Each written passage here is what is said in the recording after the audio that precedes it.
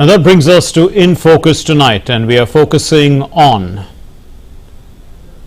Indian Navy and Ocean of Self Reliance. Indian Navy and Ocean of Self Reliance. And to talk us through this discussion, we have with us Vice Admiral Shekhar Sinha, retired, former Chief of Integrated Defence Staff, and Commodore Sujeet Samaddar, NM, retired, former Senior Consultant NITI AAYOG, and also Secretary Society for Aerospace, Maritime and Defence Studies. Thank you very much, gentlemen, for being with us. Admiral Sinha, let me start with you. What does the presence of INS Vikrant do at the operational level for India's maritime doctrine? Well, thank you for getting me on your program. It does a lot. The Indian Navy's fighting philosophy has always been centered around two carrier battle groups, meaning that in the Indian Ocean, on the eastern seaboard, one carrier battle group, and on the western seaboard, one carrier battle group. Unfortunately, we don't seem to have more than one at a time, and for short periods, we do have the second aircraft carrier. So this aircraft carrier has given the Navy ability to operate two carrier battle groups in the Indian Ocean, and that means a lot of power projection. It's a deterrence for any other adversary who are trying to do a lot of economic coercion in the Indian Ocean littorals and do a lot of military coercion. So I think it projects the power of the country, and it also gives the Navy a lot of flexibility to be on site at the time when we want to be there. Thank you. Commodore Samaddar, what does the accomplishment of building an aircraft carrier do for the defense sector in India? Will we see now larger participation once the sector, of course, is already opened up, but we need to see better turnaround time, innovation and things like that. What's the potential like? Thank you very much for the opportunity of being with you on this momentous occasion for the Indian Navy and for indeed our entire country. And I already have a shipmate on the same screen. It was a privilege to serve with Admiral Shekhar Sinha when we were together on Vikrant. So having said that, from an industrial perspective, there is no doubt that the demonstration of capability that our industry has shown is resolved in its ability to carry out fundamental research, applied research, system integration, and to establish the right supply chain to make this project come through is indeed praiseworthy. I mean, it's not a simple job to have done this. There are millions of components in it. The Prime Minister himself said, Honorable Prime Minister himself said, there's enough cable in that ship to take you from Cochin to Kashi, if not further away. Similarly, that piping would be a huge one. And all of these are not simple stuff. The cabling that would go in there would be shrouded cables. It would have to be EMI, EMC protected. The piping would be of very special nature. Propellers have to be corrosion proof. So, it's all these complexities we have now mastered. And it's a great feather in the cap for our designers, our builders, and also the large number of unsung MSMEs who have contributed in no small measure to build this mighty ship. So that's my take, and I certainly feel that this augurs very well for the Indian national shipbuilding effort, and I'm sure we have improved in great strides in the last couple of years or decades, to say so. Future is extremely bright as far as naval shipbuilding is concerned. But my small submission to this is that we should now concurrently also build up the capabilities on the commercial side. If we can build these smart ships like this, then our $5 trillion economy also requires us to build container ships, to cruise ships, to LNG carriers. Ocean Shipyard can do that. If they can build an aircraft carrier, they can also build these other ships, which are a vital element in the overall national effort to become a vibrant part of the national economy. Admiral Sinha, the maritime doctrine is very closely linked to achieving the national aim, which is unhindered economic progress and socio-political development of the nation, and also preserving the core values of our country, which is sovereignty, integrity, and all that, and the interests against external aggression. An INS Vikrant is then more than just a symbol of a strong nation, because as Commodore Samaddar was saying, it's promoting economic development. So can we see economic development, as a result of this in this sector, helping the Navy also to a large extent? I think Commodore Samaddar mentioned it absolutely on the point. The basic function of the Navy is to protect the sea lanes of communication, and our sea lanes are starting from Straits of Malacca and right up to the Bab-el-Mandab on the western side, and Straits of Hormuz on the northwestern side. And the Navy protects these areas, makes sure that it is not hindered by either by piracy, by acts of theft or terrorism, or maybe even conventional threats. For example, the adversaries attacking your the merchant ships on the sea lanes of communication. Right. So that is a big sort of task for the Navy, and I think INS Vikrant is going to add to the muscle which India needs, which India has already, but it extends it to a much larger area of the Indian Ocean, which you see is so big. The second point, that you made earlier, the Navy has already, or the shipyard has already plowed back about 19,000 crores into Indian economy while building the ship, and therefore these kind of activities are actually going to help in building the economy of India and hitting that mark of $5 trillion much quicker. Because it's an expensive, proposition. It's an expensive project, and the money has to go. Money goes into the Indian system itself. Absolutely. It comes from government, and Navy gives it to the industry. So I think there is a lot which the Navy is contributing to the economy of the country. Commodore Samaddar, the Navy now has a new ensign, and the Prime Minister talked about, of course, the inspiration of Shivaji and the Maratha warriors. But India in the 21st century will now have the fighting spirit of the Maratha warriors, but the strength of a powerful blue water navy. How does this change the state of play? Well, some things are abiding constants in life, whether it starts from the Harappan age or right till now. So there are some constants as warriors, as naval warriors, and it's a heritage that we have inherited over a period of time. So those constants of what was highlighted by the CNS in his speech as well are going to be abiding to us. So I can see that they will be abiding, and now after we have got also the new Dvaj, a new Nishan, I'm sure that will add a lot more energy into whatever else we do, because now the national identity has been established clearly based on our own heritage, and a very proud sort of set of seafarers that we had from the Zamorins to Kanauji Angre, and even earlier during the Cholas dynasty. We have been a great seafaring nation, and I think our Honorable Prime Minister mentioned it in his speech. We lost way somewhere, and because the British clamped down on Indian ability to build ships. But even today, the oldest surviving warship is an Indian-built ship. Okay, great, wonderful. So, Admiral Sinha, then peace, security and stability, these are essential, and these are the abiding principles with which we are hopefully aiming for. And this is also essential for economic development now. But given the Chinese are expanding their strength in the maritime domain, how do you read the threat perception, and how many more warships do you think we need to create this stable, peaceful environment? I think the threat perception is being talked about quite a lot. And as far as the number of ships are concerned, we have to not only look at the threats which are emanating, but what do we need to protect our sea lanes of communication, given both traditional and non-traditional threats.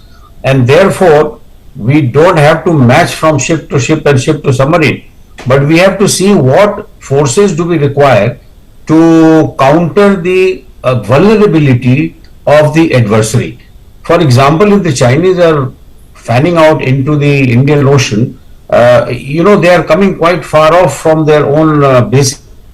Therefore, they are quite vulnerable as far as logistic support is concerned. And I would think that the Navy requires a very balanced force, both surface, subsurface, and air power. And two more powers which are added these days is one is the cyber, another one is the space power. So unless we have a combination of all this, we should not feel very, very secure. Chinese, they are churning out ships, dime a dozen, 8 or 9 destroyers in a year, and our production rate is quite slow. I would say that we don't have to match one to one, but we have to have more capable ships. For example, as far as the merchant ships are concerned, Commodore Samaddar mentioned about smart ships. Very similarly, we have all our smart warships, and in a continuous development and inclusion of the modern fighting systems, modern equipment, electronic devices, and weapon systems are required. For example, they are talking about hypersonic weapons to be used by the Chinese. Okay. And it is required that we must have the rail guns, we must have the laser guns fitted already, and we must have space-based surveillance of all these areas where we can use those assets, in building the capability of our ships. So we have to make more capable ships, and Sure. And they are the ones who are actually going to make sure that your threats are minimized. Commodore Samaddar, even if it took us a little more time than was expected to build INS Vikrant, how valuable is this experience for future shipbuilding activities in India, and how quickly can we scale up, and what do you see in terms of the private sector growing and filling in all the gaps? I'm actually delighted with this question. I was hoping that you would ask me this. Of course, this whole thing has come at a huge cost, not just in terms of monetary, the worth of the whole thing, but also the skills that we have developed. This whole business of fundamental research, applied research, system integration, the ability to handle jigs, fixtures, and tools to do all this work is now going to go idle in Cochin shipyard. We had a previous experience when we made the HDW submarines in India, and for a reason it was shut down. So we lost that skill in submarine building in the 1980s. My earnest entreaty to the government and anybody else who's listening on here is, let's not lose these skills. This manpower that we have now skilled in various MSMEs, in the shipyards and all of that, cannot be allowed to die down. These skills will again take us years to come.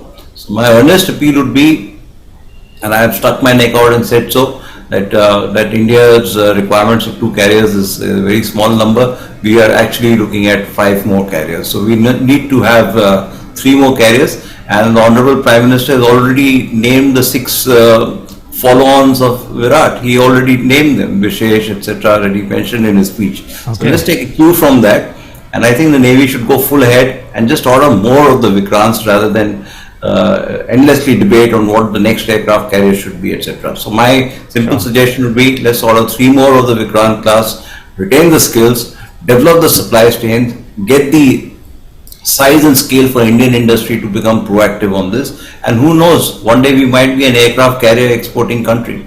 Absolutely. Admiral Sinha, what does it take to commander something like the INS Vikrant? What are the accompanying ships that go along with it? And from what I've read, there are going to be 1,700 personnel on board. So, it's a huge enterprise in a sense. As the Prime Minister said, a floating city. How does one manage all this?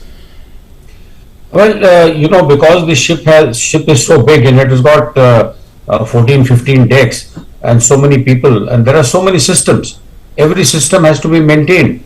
The engineering systems, the electrical systems, the combat systems, the aircraft flying systems, whole departments have to be manned, and therefore you need these people. And to command such a huge aircraft carrier, huge ship, it requires number of people, and people who are alert on watch. In fact, the Navy operates in watches. Each watch is about 4 hours. So you can imagine that 1,700 people divided into 3 watches, and you are looking at roughly 500-600 people in each watch to take care of all the systems of the ship. So that is one. As far as the number of ships around the carrier are concerned, I think it's a little bit of misnomer that the carrier requires so many ships to protect it. No, it is not so. The carriers are deployed as a carrier battle group, in which the aircraft carrier takes the central position and other combatants are positioned miles away, maybe 60, 80, 100 miles away, so that the navy or the fleet actually has sea control over that specified area. And therefore you require destroyers, you require frigates, you require anti-submarine frigates, or you require maybe underwater drones, you require submarines. So these are all a composite body which actually make a composite force, and then you can have a sea control over, let's say, a radius of 200 miles. Aircraft from the aircraft carrier give you the air defense of this entire fleet, and it is not only for the aircraft carrier. Reaching aircraft carrier to carry out an attack, it's a very nigh impossible task. It can happen, it has happened in the past, there is no denying, but it is not that to protect the carrier requires so many, no. It is to have a sea control of, let's say, a specified area that it requires so many ships around the carrier.